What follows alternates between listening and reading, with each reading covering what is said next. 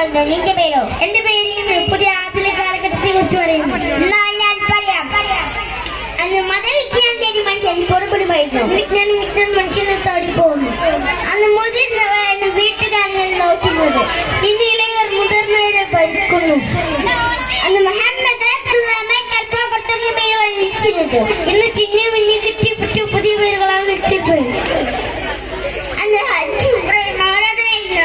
ഇന്ന് ഹജ്ജും ചോറും വിനോദവുമായിരുന്നു.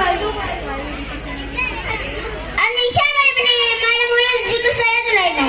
ഇശാമരിപ്പിന്റെ സീരിയൽ നടിനൊത്ത് കഴിയും. അന്ന് അള്ളാഹുവിനെ പറ്റി വന്ന് കഴിയുന്നത്.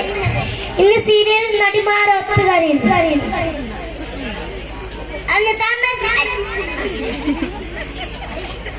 അന്ന് താമസിക്കാനായിരുന്നു വീട്. ഇന്ന് പൊങ്ങച്ചത്തിൽ തിന്നാനായിരുന്നു. ഇന്ന് പൊങ്ങച്ചത്തിനായിരുന്നു വീട്. ശരീരം മറക്കാനായിരുന്നു വസ്ത്രം. ഇന്ന് പൊങ്ങച്ചത്തിൽ തിന്നാനായിരുന്നു വസ്ത്രം. അന്ന് സ്ത്രീകളായിരുന്നു വീട്ടുകാര്യങ്ങൾ നോക്കുന്നത്. ഇന്ന് സ്ത്രീകൾ നാട്ടുകാരെ നോക്കുന്നു.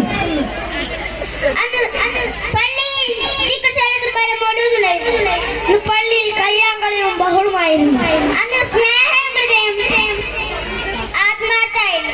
ഇന്ന് സ്നേഹം കൃപയും വെറും അഭിനയം മാത്രമായിരുന്നു.